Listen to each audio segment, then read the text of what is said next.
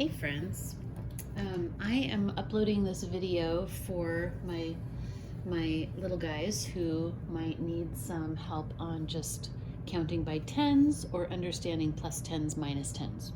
Okay, so I'm showing you right now our beautiful Montessori 100 board. And in class, children lay out their numerals. They can use it either on top of this 100 board or they can lay them into the grids with no control.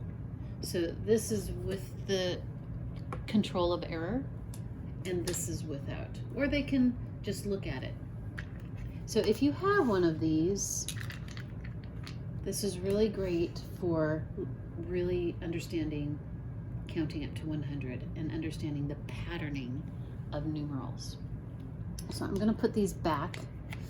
There are also apps that you can download onto iPads or iPhones, or probably other types of gadgets as well. But this is the real deal. This is the hands-on one, and I'm going to use this. Okay. So today I want to talk about when we are counting numerals, to understand that we're counting families. So we're counting the units family until we get to 10. And then we're in the teens family until we get to 20. Then we're in the 20s family until we get to 30. Then we're in the 30s family until we get to 40. Then we are in the 40s family until we get to 50. Then we're in the 50s family until we get to 60. So one of the things that I have noticed with students is that they don't understand the language sometimes unless we use it a lot. So this can be something that you parents do at home as well.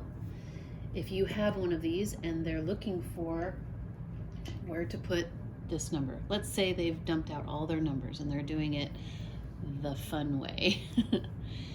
Well, I would tell them, okay, this tells you what family it's in.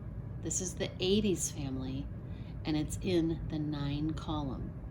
Okay, so they would look and find the 80s family and the 9 column. They would match up to 89. That's when they place their number on 89. Okay, does that make sense to everybody, I hope? So now I'm going to also teach you something that's really important. So let's say we dumped all these out. I'm going to just go ahead and do it. I'm going to take this and set it here. And I'm going to act as a child. And when I first was teaching Montessori, I would have my students accidentally dump all the numbers out. And I would think, oh my goodness, this is going to take forever to put these back. But I wanted the children, instead of thinking, oh dear, oh no, uh-oh, I've done something wrong. I didn't want them to think they had done anything wrong, because they hadn't. But I wanted them to be excited about putting everything back. So I would then say, oh, I see you want to do this the fun way. So all these numerals are mixed up. You can see that's a lot. And for a 4-year-old, this can be daunting. For a 3-year-old, it's daunting. For a 5-year-old, it can be daunting if they haven't had practice with it. So of course we would say, well, let's just start. Let's see. I see my 1. I know it goes right there.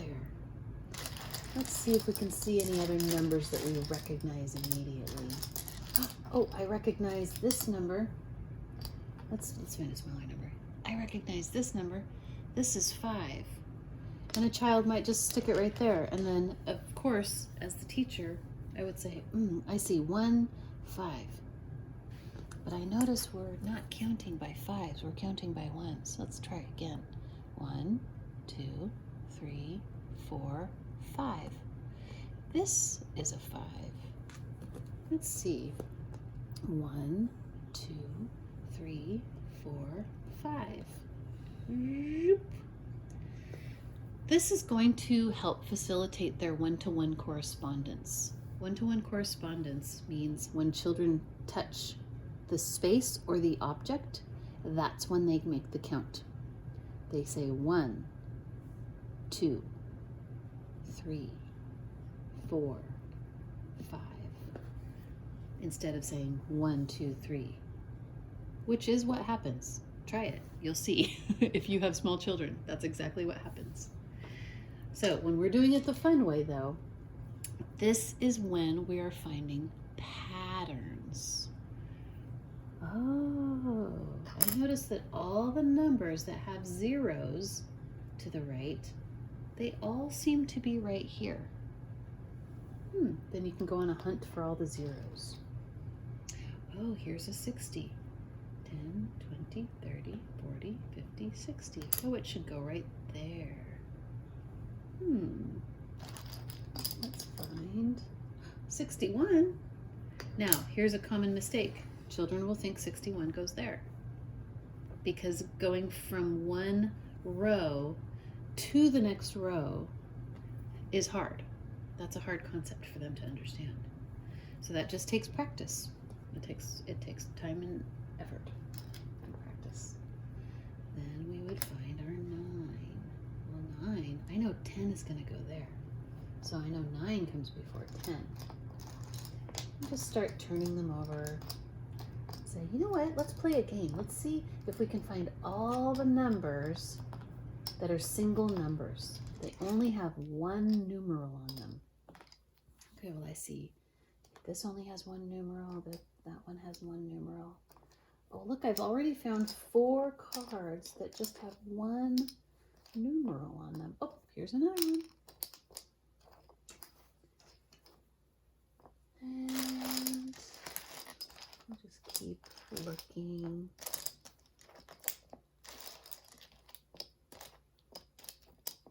I'm trying to get all these in the shot, so normally I wouldn't have it way far away from me. I would have it nice and close.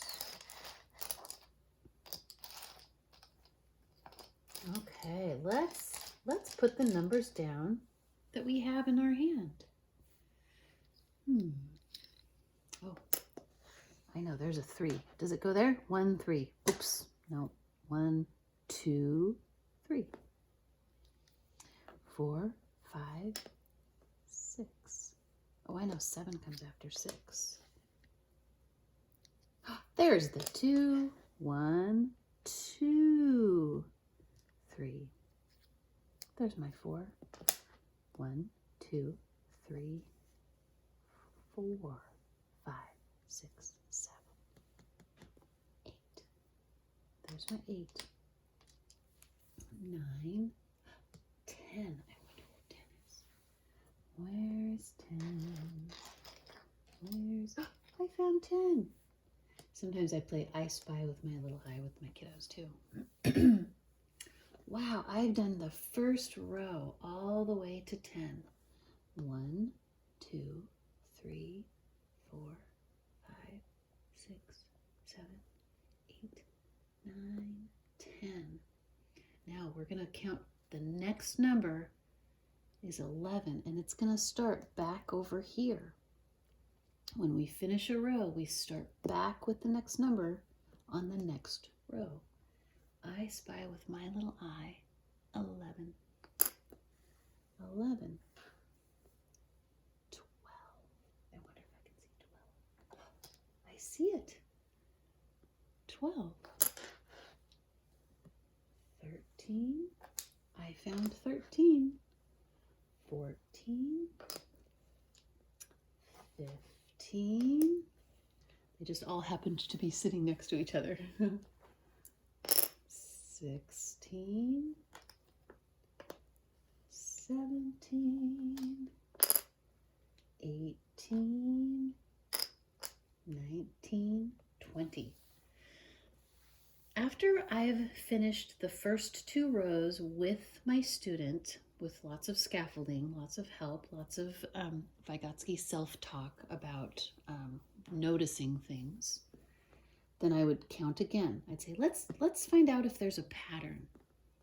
1, 2, 3, 4, 5, 6, 7, 8, 9, 10, 11, 12, 13, 14, 15, 16, 17, 18, 19, 20. And if they can count by rote, if they can just concurrently count the next number, or consecutively count the next number, then they will know that after 20 comes 21. If they don't know, then that's something that you can practice. So here is 21. And I would, at this point, just start noticing, boy, I notice there's a 1 in the units place of every number in the same column. I'm noticing there's a 2 here, and look, there's a 2 here. There's a 3 here, and there's a 3 here. There's a 4 here, and there's a 4 here. I wonder if the pattern will repeat. Let's try it out. Let's see. Let's keep going. So 21. And again, if they're all spread out, you may not be able to find them in order. And that's kind of the beauty of finding those patterns. So let's say, okay, I just found this number. This is 24. I would notice, I'd say, boys and girls, I notice that there's a 4 and a 4 in the units place here and a 4 in the units place here. The 10s are increasing by 1. So yeah, I think this is a pattern. So let's count again and find out what we need here and see if it follows our pattern. 1, 2, 3, 4, 5, 6, 7, 8, 9, 10, 11, 12, 13, 14, 15, 16, 17, 18, 19, 20, 21, 22. 22 has a 2 in the units place. I wonder if we could find 22. Now, I wouldn't spend a super long time trying to find 22. Oh, but I did find it. So there it is. I wonder what comes here. Wait, let's start on 20 and keep counting. 20, 21, 22, 23. Oh, it's following our pattern. There's a pattern. And I spy with my little eye 23. 23, 24, 25. It's following the pattern. This pattern comes in handy when we're adding 10 and subtracting 10. It makes it very easy. So noticing this pattern is a big deal. So if they're catching on to the pattern, they will immediately start going, oh, well, this is going to be 26. And if we can find 26, I'm lucky. 26, there it is. This is 27. Now, again, you're going to come across this. This is what I've been doing this a long time, and this is what I see. Children will do that. And you have to teach this. This is an explicit teaching moment. You do have to say, I notice that the 7 isn't green. The 7 is supposed to be in the units place here, but I see a 2 in the units place here. I think this is in the 70 family and in the 2 column. Well, here's the 2 column. I see this is the 60 family, so the 70 family must be there. Let's put it right where it goes. That might be a little bit over the head of some of our students, but that's okay. If you keep doing it, they will eventually get it. All right? So I'm going to keep on looking for my patterns. I'm looking for 27, not 72. 27. Ah, there it is. 27. And here's 28. 28. I spy with my little eye. 28. 29.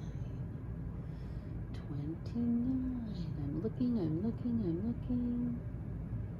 Sometimes it's hard to find these. There's so many numbers. My eyeballs get confused. Oh, 29. There it is.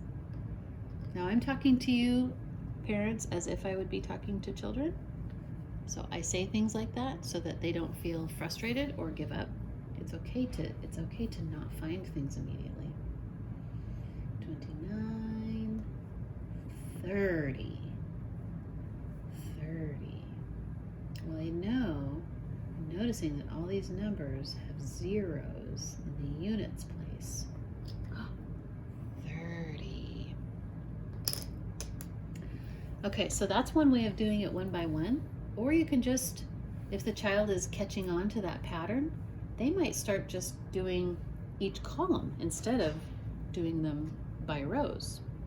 So let's try that too. Here's an 80. Well, I can tell that a 70 is going to go there, so the 80 must be able to go there. Oh, here's a 50. I know 50 comes before 60. Here's a 40. I know 40 is after 30. 10, 20, 30, 40, 50, 60. Where's that 70? 70. I'm not laying my eyes on it. I don't see it, but maybe it'll come to me later. Here's 80, and I do see 90. Here's 90. And then, oh, this is the exciting one. 100.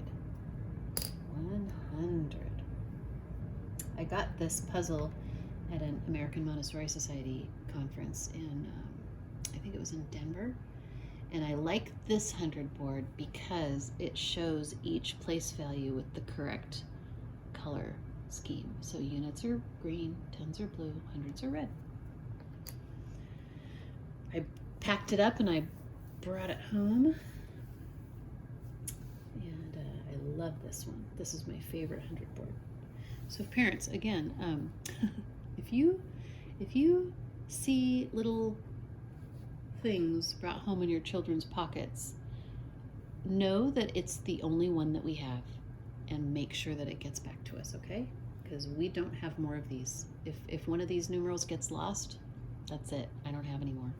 So please make sure things come back to us if they go home in pockets. Because I'm not seeing 70. Oh, no, I lied. There it is. It's 70. There we go. Okay. Yay, we have all of our tens. I'm also going to teach you a tens, counting by tens song. And I'll just do it now. I'll just pop it in now. I might even do this during the lesson while I'm with the child. I say, oh my gosh, look at all these tens we have. Let's sing a song about tens, counting by tens. Here's how it goes. 10, 20, 30, 40, 50, 60, 70, 80, 90, 100. We can count by tens up to 100. We can count by tens. Ready, here we go. 10, 20, 30, 40, 50, 60, 70, 80, 90, 100. That's it. All right, so then I might say, you know what? I'm noticing all these numbers have ones in the units. I want to see if I can find all the numbers that have a 1 in the unit. Oh, look at that. Oh, I see 81. 81. Oh, I see 91. Where are some more ones? Oh, I spy with my little eye 41. Here's 51. You know, boys and girls, this is counting by tens too, except we're starting with 1. So we're skip counting and we're skipping and counting to 10 more. So 1 plus 10 is 11. 11 plus 10 is 21. 21 plus 10 is 31. 31 plus 10 is 41. 41 plus 10 is 51. 51 plus 10 is 61. 61 plus 10 is 71. 71 plus 10 is 81. 81 plus 10 is 91. Should we do the 2s? Or they might want to do the 5s too. Doing the 5s is fun. And counting by 5s is fun too. Let's do the 5s. Let's see if we can find all the numbers that have a 5 in the units place. You can even just start gathering them. Say, oh, I see a 5 here. Oh, I see a 5 here. Oh, I see a 5 here.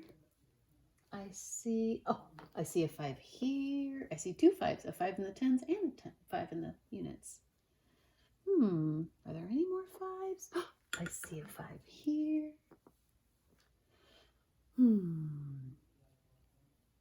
Okay. I'm not seeing any more 5s. Well, let's start putting these in order. 5 plus 10 is 15. 15 plus 10 is 25. 25 plus 10 is 35. Then we go to 45, 55, 65. I don't see 70. Oh, there's 75. 75, 85, and 95. Then you can say, you know what? Let's do a fun game. Let's count by 5s. 5, 10, 15, 20, 25, 30, 35, 40, 45, 50, 55, 60, 65, 70, 75, 80, 85, 90, 95, 100. So then, it doesn't matter which columns they do next, or they can just do them randomly. If they're figuring out the patterns, and a lot of kindergartners might already start figuring out patterns. If they're, one of those spatial pattern finding kiddos, they might just be able to start going like, well, I know that this is in the 30s family and it's in the 8 column. Oh, this is in the 30 family and it has a 2 in the column, in the 2 in the units. Here's 73. 40, it's in the 40s family and it has a 6. So I'm going to find the 6 and go down. Oh, this has a 6 in the 10s, which means it's in the 60 family, and a 3 in the units. 63. This is in the 90s family with an 8 in the units. 98. 99. Oh, nope. It's a fake out. 66. 74. 48. 44. 88. Oh, look, it goes right above 98, because 98 minus 10 is 88. 37. Well, it's got to go in the 30s family and in the 7 column. See all the 7s? That's a clue. And I see a 47. That's going to follow the same rule. 47. 52. 43. 36. 87. Now, of course, I'm going quickly because I'm an adult. Children are going to ponder. They're going to count. They're going to look and see if they can find the patterns. Some of them are going to be, oh, what did I just do? 87 here. Sorry about that. But children will be, transferring their numbers back and forth and putting 34 where 43 should be. And that's why the adult helps them and checks the control of error. So if your child is still doing that, have them lay the numbers directly onto the board, which will help them in that reversal of numerals. Okay, so 93, 56, 62. I have 6 10s and 2 units. 6 10s and 2 units. 3 10s, 9 units. Well, I notice all the 9s They're right here before the tens, aren't they? Here's 69. 69 comes before 70. Here's 59. 59 comes before 60. I see 79. 79 comes before 80. I see 99. 99 comes before 100. Here's 89. 89 comes before 90. 49 comes before 50. Wow, our board is getting filled up, isn't it? 57 goes between 56 and 58. 94 comes before 95. There's 92. There's 68. Look at all these 8s. Our 8s column is done. Our 9s column is done. Our 10s column is done. Our 5s column is done. And our 1s column is done. We are doing great. I see this goes in the 2s column, doesn't it? This goes in the 3s column. This goes in the 7s column. Now, ladies and gentlemen, I am going rapidly. Oopsie, that was a oops. I'm going rapidly. This is not how rapidly I would go with a child. Boy, I'm noticing my mistakes all over the place. 64. Here's 84. 96. And 86. Okay, so if a child has done this many times, they will get a very good feel for patterns, and that's what we want. Now, if you don't have one of these at home, you can print a 100 chart off of your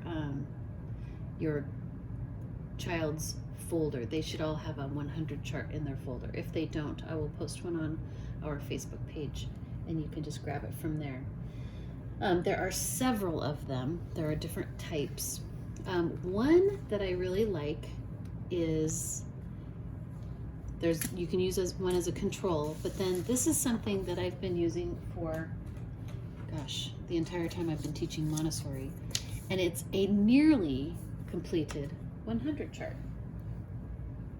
And I tell my friends, oh my goodness, look at this. This is a 100 board, isn't it? But we forgot some numbers. We need to fill those out. So let's count. And I would have them count each number. 1, 2, 3. Oh, I need to write that 4. And if you have the control, they can see how to do it. And it doesn't matter how they write their 4, if they want to write it like this or if they want to write it like that, it's fine.